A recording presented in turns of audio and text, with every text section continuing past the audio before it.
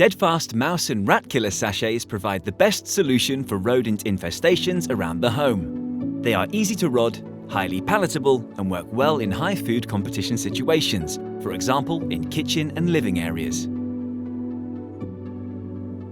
To improve success, remove all food sources available for rodents, and do not clean the area as this can disturb their environment.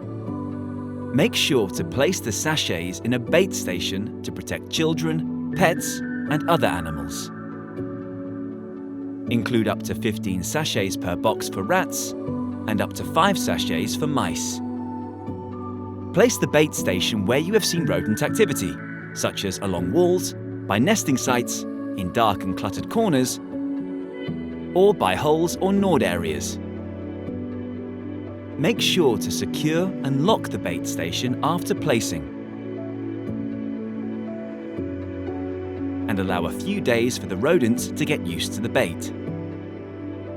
We recommend checking the bait stations after 5 to 7 days for rats and 2 to 3 days for mice. After catching, double bag the rodent and dispose in your household bin or contact a waste specialist.